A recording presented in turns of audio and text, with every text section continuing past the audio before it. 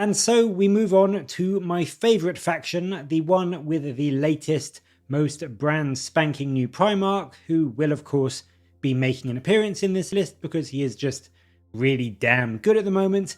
The Dark Angels are up next, and like before, we are going to go through 5 units from their index that are on the slightly better side of things when it comes to building a more competitive Dark Angel list. And it's worth noting that Dark Angels being Marines, they do of course benefit a lot from the regular Marine stuff, so Gladiator Lancers, Desolation Squads and all that kind of stuff are still arguably better and more competitive than some of the stuff here, but this is just a list of the units from this specific index, the Dark Angel Index, that are worth looking at if you want to run a load of Dark Angel units and build a slightly stronger list. And of course, to kick things off, we do have to go straight to Big Papa Lion himself. Lionel Johnson is back and he is just brilliant in 10th edition.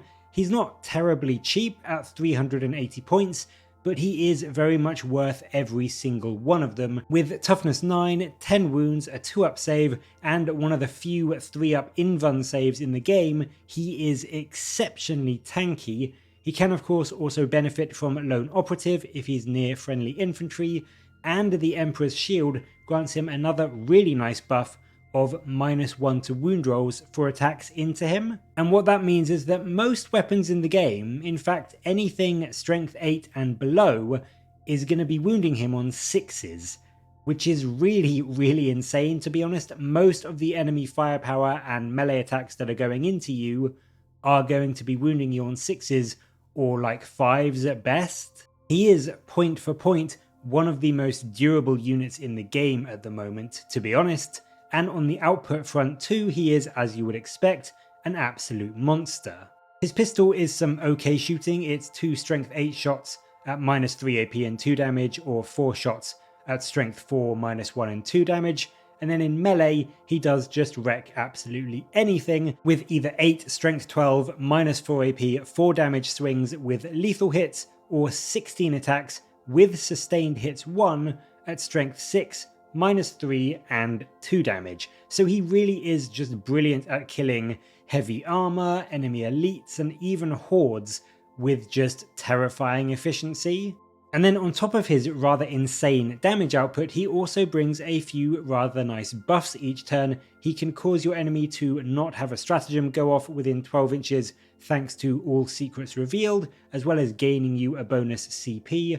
Or instead he can give friendly units +1 to hit in melee thanks to Martial Exemplar, or a really useful final one, he can boost his own durability and those of the units around him with a 4-up Feel No Pain to friendly units within 6 inches thanks to No Hiding from the Watchers. Now you do only get to choose one of these in each of your command phases, but they are all useful in their own way. The 4-up Feel No Pain especially is really good because one of the only real weaknesses that the Lion has is from mortal wounds, and this gives him a truly fantastic defense against those. So he is just all round great. His entire datasheet is really fantastic and well worth those 380 points.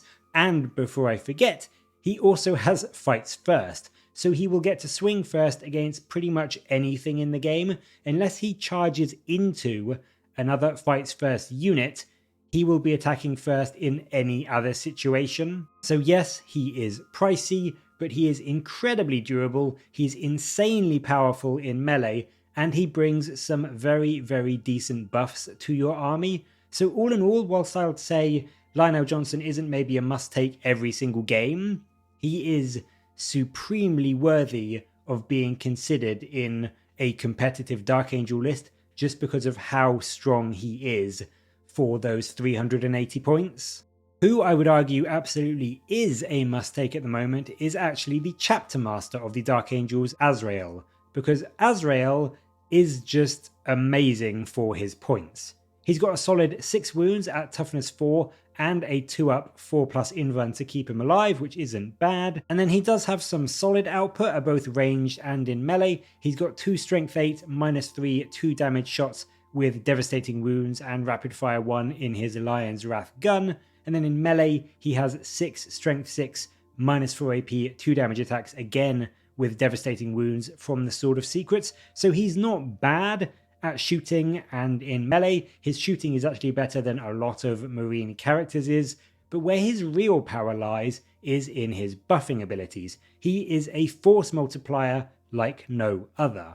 Because not only does he give you a bonus CP in each of your command phases with Masterful Tactician, not only does he grant the unit he's leading a 4-up invuln and a once per battle 4+ feel no pain against mortal wounds from the Lion Helm, but on top of both of those things, he also gives his unit Sustained Hits 1, which on a unit like Hellblasters or Sternguard Veterans, both of which he can join, is just a brutal improvement to their damage output.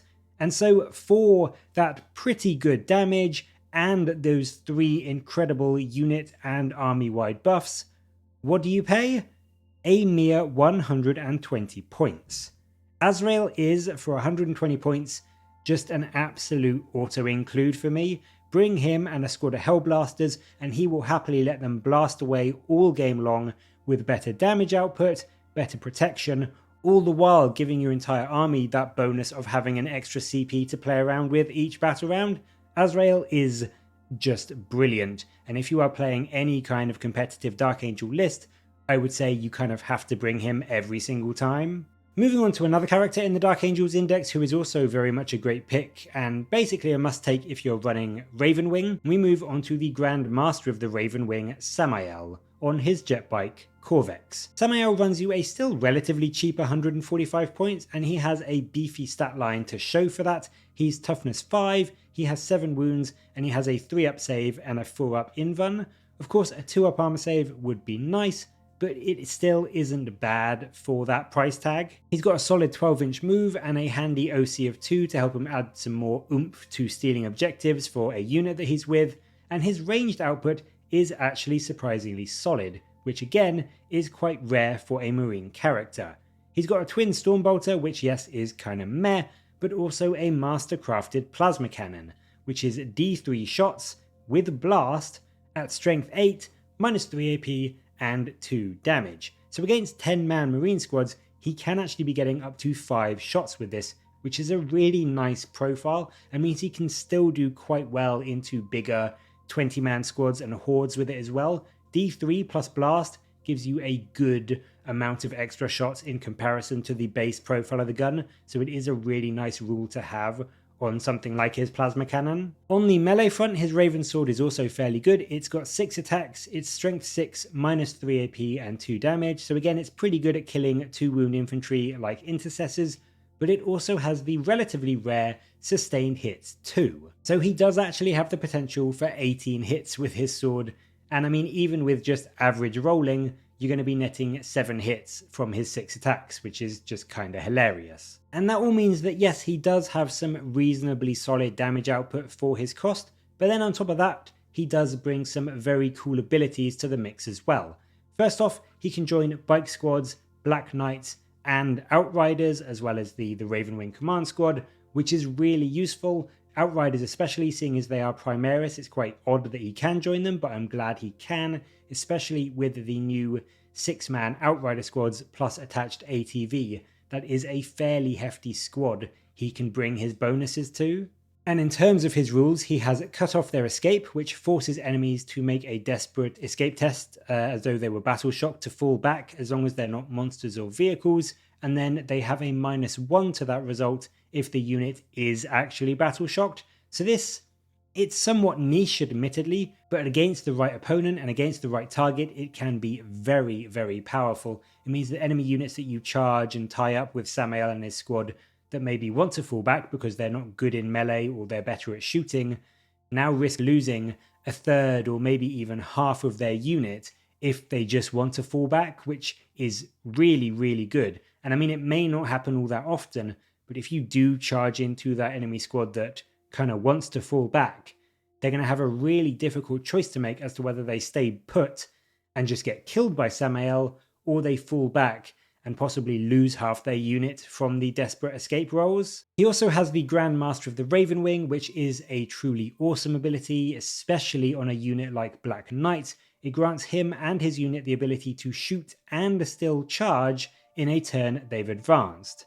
So Sammael and a Black Knight unit can move 12, advance d6, and then still shoot into an enemy and charge them all in your turn, meaning you can easily get a good 20 inches plus of movement out of him and his squad, and you can absolutely get into a key enemy unit as early as turn 1 if you roll well. So this is very, very strong, and it makes Sammael absolutely brutal in a Ravenwing list, bringing some great output all by himself, but also two very, very useful buffs to any unit of bikes that he does join. On the subject of units that Sammael can join, next up on this list is one of those, and this is the Ravenwing Black Knights. Note this isn't the command squad. In some cases the command squad is better for certain units, but in this particular instance the regular Black Knights are just way better in my opinion than the command squad version. They come in squads of either 3 or 6, 115 points for 3 or 230 for 6, so they're just over 38 points per model. And what that gets you is a toughness 5, 3 wound model with a 3 up save and a 5 up invuln. So it's not shabby. The always on 5 up invuln is a great bonus now. Before it used to disappear if you didn't move or it was only against shooting, so it always had various restrictions to it. Now it is just a flat, easy to remember, always on 5 up invuln, so that does help their durability quite a bit. Their plasma talons have hit a bit of a nerf unfortunately, now being rapid fire 1 instead of assault, and also of course being plasma, which has had a bit of a tone down this edition. They've got 2 shots at strength 7, minus 2 AP and 1 damage, or 2 shots at strength 8, minus 3 AP and 2 damage when they overcharge. It is only 18 inches too, so they're going to get that extra shot and go up to 3 shots at 9 inches or closer, so that is pretty much right up in the enemy's face, which may sound a little bit worrying, but actually it isn't too bad for these guys, because these guys can quite reliably get a charge in and do a decent little chunk of damage in melee too. So they'll move up, unleash a load of plasma fire into a target, and then charge in and use their what were Corvus hammers before and are now just Black Knight combat weapons, which is completely lame, to be honest. I don't know why they didn't just keep the name of Corvus hammers, because that was cool.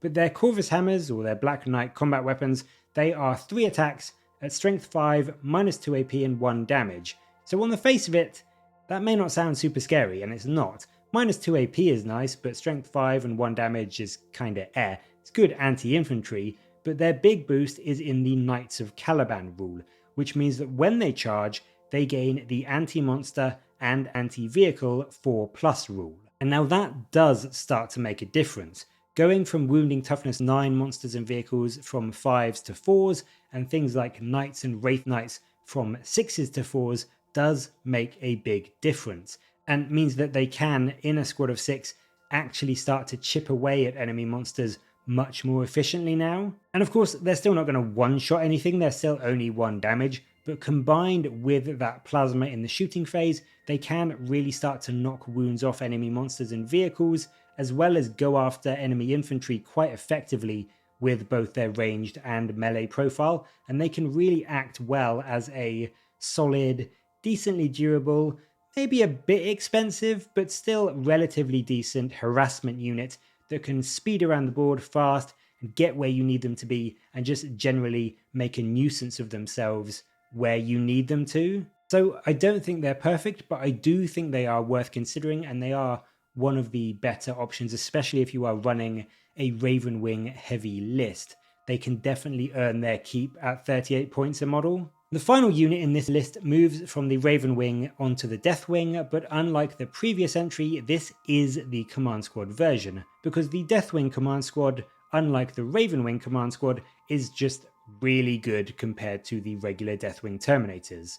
They're only 20 points more than the regular Deathwing, at 430 points for 10 of them, but they just bring some really great buffs to their unit, and a squad of 10, a full squad, is a really solid, yes it's expensive, but it's a really solid, durable brick that can just hold the midfield or hold an objective and just sit there all game long. They have that really great selection of ranged and melee weapons that Deathwing have access to. They've got assault cannons, thunder hammers, plasma cannons, and all that kind of stuff. But their real strength to me comes in the form of the Apothecary, the Ancient, and the Champion. The Apothecary revives a model in each of your command phases, which if you have a Thunderhammer Stormshield Terminator, so they're 4 wounds each, is a hefty model to be bringing back every battle round. The Ancient brings a banner which boosts your OC by 1, so a squad of 10 will now have an OC value of 20, which is really good and allows them to compete for objectives even against 10-man enemy battle line choices now.